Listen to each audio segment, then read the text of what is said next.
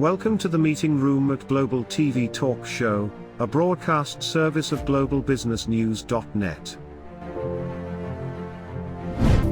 This episode from the meeting room of Global TV Talk Show is brought to you by The Bridge School, the accredited international online private school of choice, at bridgek12.org. Porch Light Rental and Destination Services. Reduce your renter lump sum or managed relocation costs.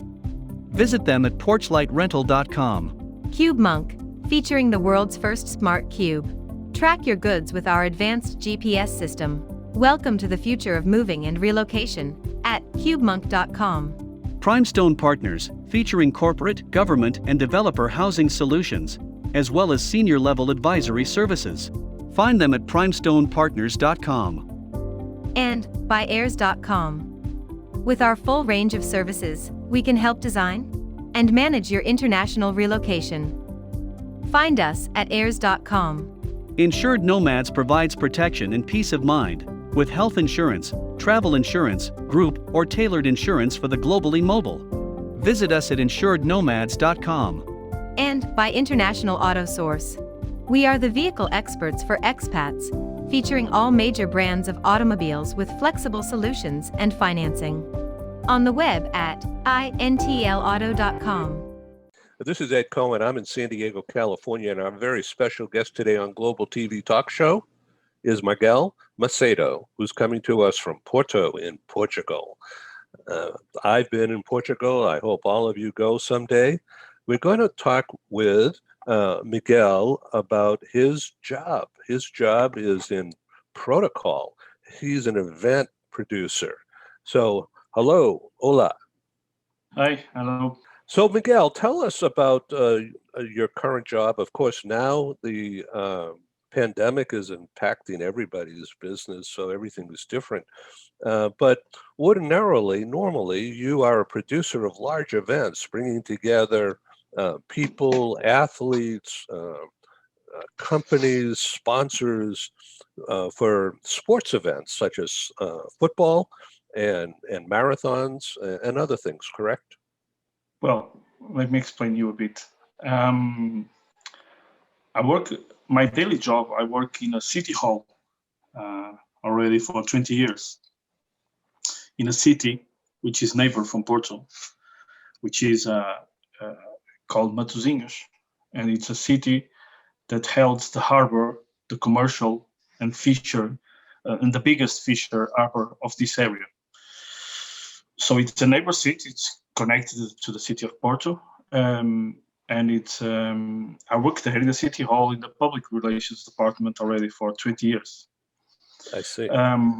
But at the same time, I start doing some things outside because I wanted to do more things, different things. And of course, like everybody, you do it because you can get an extra money. So because of that, I start working on some events, working with different companies. So I joined different companies, some of them of sports events, other of events, normal events, social events, conferences. And with the years, I start getting my CV more strong. And in the last years, I've been trying to work internationally. So I worked already in Scotland and in France. And at this right moment, if it was not a pandemic, I would be in Dubai working on Expo 2020, but it was postponed. Yeah. So I'm still here. Fortunately, I have my job, I have my work. And we are in a currently lockdown in Portugal. So most of us are working from home. We are already now this is our second lockdown since the beginning of the pandemic. We are now for 2 weeks already, going to the third week. And but my life is events, mainly on the area of events protocol. So just for our listening audience around the world, today is February 3, Yes. 2021. Here in California, in San Diego, where I am, it's 8:25 in the morning. And where you are in Porto, it's What time is it there? It's 4:25. 4:25. Okay, great. There we go. Okay, so I wanted to ask you about your day job in City Hall. So do you deal with intergovernment agencies, or do you deal with the public? I already did the public more, not so much now. Now we more work for the internal events, the institutional events of the City Hall, like openings, like presentations, like small meetings that we have, conferences that we held. So for them, we do big parts of the production of the events. They are not big events. Sometimes we have bigger events. Actually, we were going to have a really big one in November this year, but I think it's not going to happen. It was a United Nations event, but we produce the event. So we prepare the room, or we go to the place where the event is going to happen. So we prepare the protocol guidelines of the event. And in that, we prepare the speeches, not the speeches, but the protocol precedences of the speeches, the protocol sitting, and some details that we need to prepare for the events. So I'm now more working not in the front line to the public, but in the background. Yeah. So when you say protocols, that means just a way of operating, the way to do things correctly. No. It's really protocol in terms of it's a tool that you use to prepare some institutional events. So, for example, like you just had now the inauguration of the president. So some teams they decide according to some rules where Mr. Biden was sitting, the wife, the vice president, the former presidents, other guests. Where do they sit? Where are their places? Who's going to talk first? Who's going to talk in the last moment? Where is the band coming? Where do you have musics? You don't have musics. So protocol. I understand your questions, because here in Portugal we use more the word protocol. In Anglo-Saxonic, sometimes it's more the word etiquette that is used. Etiquette. It's not really, social etiquette. It's, if you want, official etiquette, but we use more the word protocol here. We don't use so much the word etiquette. So yes. Well, thank you very much. I know that the word protocol means rules of procedures. Exactly. The way to do things. It's a very large word, especially on medicine. Yeah, large word, and thank you for this cross-cultural training. I welcome it. Thank you.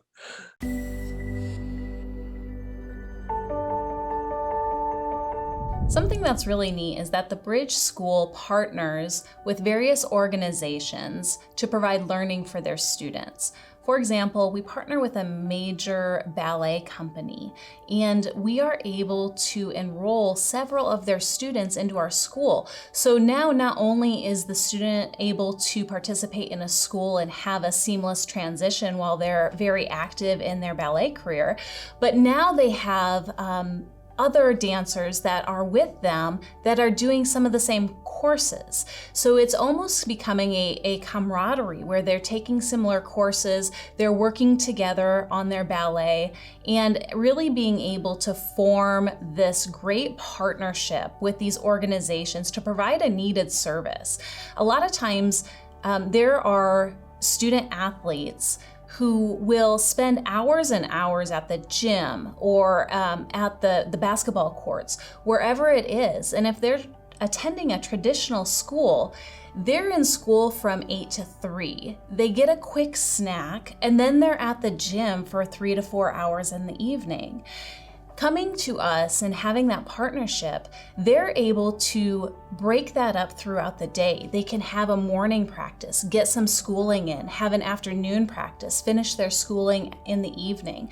So there's that flexibility. And additionally, if there are tournaments or performances, it's fantastic because if there's a week where they have shows straight through, they can take that week off of learning and then pick back up when they're done. So it offers this great flexibility. And for the program owners of these sports leagues, it is a win-win situation for them because they see this need. They see this need that their students need to make sure that they are obtaining the grades necessary to be successful adults in our country and in other countries. But it provides them an environment where they can be successful at both.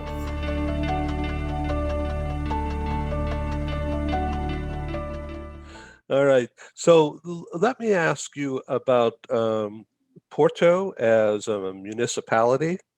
It's got an old town, which I remember well, having stayed there and walked around and played tourist. But you also have a new portion. And I want to say that I did not go there. I just stayed in the old town. Well, it's normal. It's more touristic. Yeah. Well, we It's love normal. it. Yes. Yeah. You know this Porto you can call metropolitan area. You have 4 or 5 cities that make one area. Okay. The main city is Porto. It's the oldest, centuries and centuries of history. And next to Porto, other buildings like the one where I work, Matosinhos, growth. But Porto is an interesting city because we have sea front and we have a river. Not too many cities have both. Many have river, some have sea, but we have the river Douro that comes from Spain, and it ends its course in the city of Porto, and we have the Atlantic Sea. And all along the Douro has this beautiful agriculture, and from that becomes the port wine. Yeah. Port wine vineyards, which is very famous and very interesting to visit when everybody can come again, because it's really beautiful. And you can cross from Porto to the area of the vineyards by boat or by car, but by boat you can do that. So historically, all the shipments of merchants arrived to Porto by the river. So that's why the old part was the center part of the city. So the city grew from the river, and it's a city from the river to the other areas.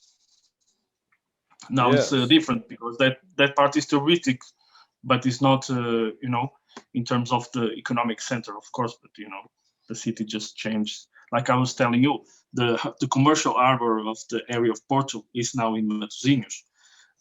So it's a big difference.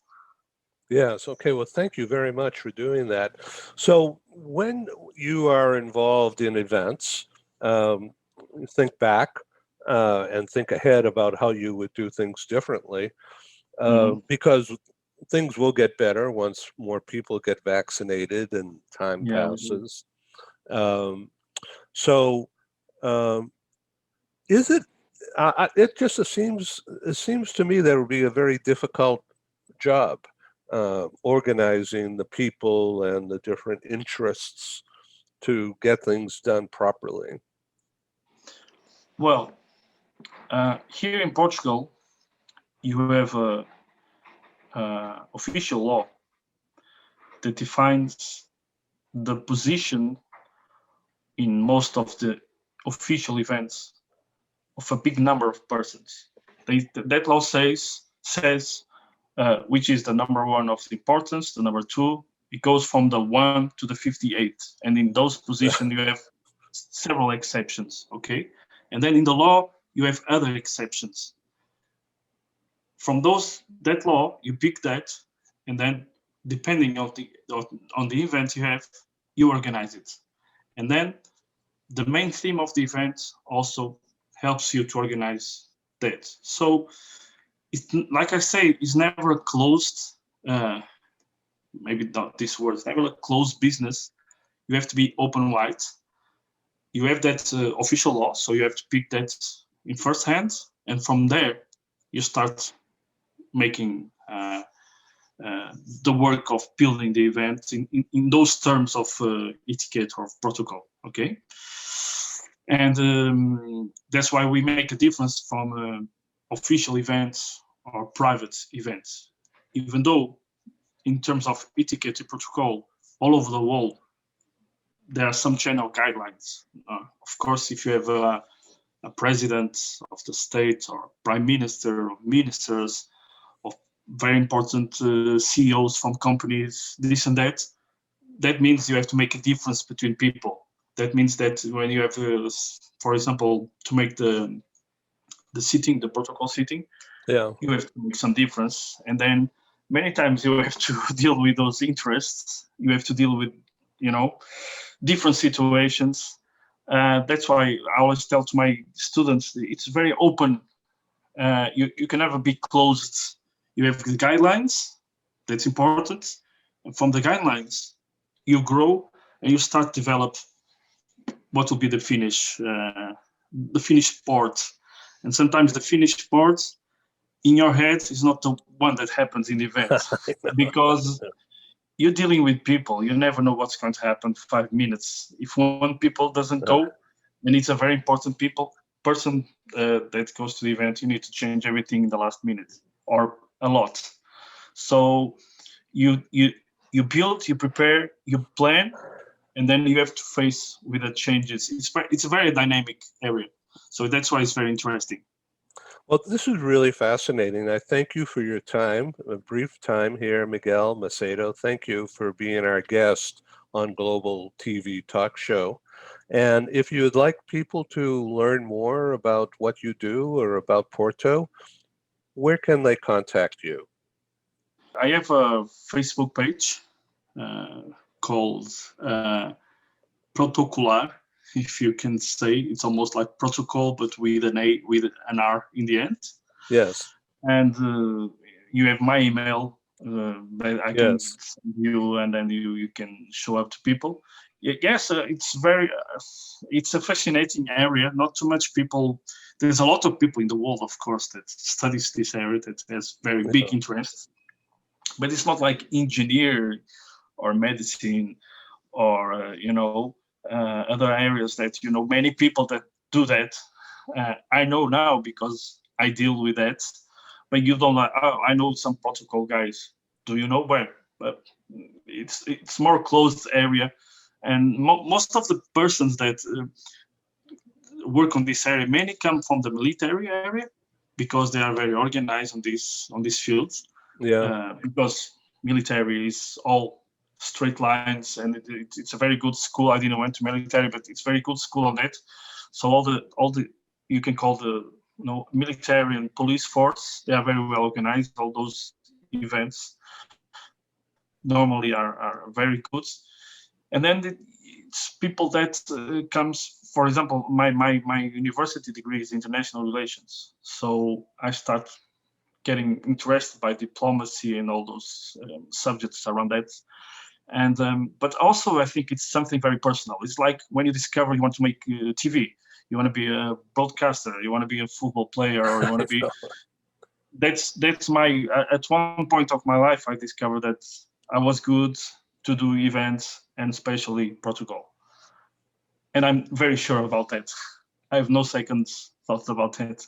Yeah, well, it's very good. Very nice to meet you and have this dialogue. And I welcome you to come back someday when things are better and you would like some good U.S. publicity. Count me in. Well, I just, it was funny. I was doing an international course before this meeting. And in the end, we divided in small groups to talk with each other because that's the normal network you do on those events, on those studies. And there was a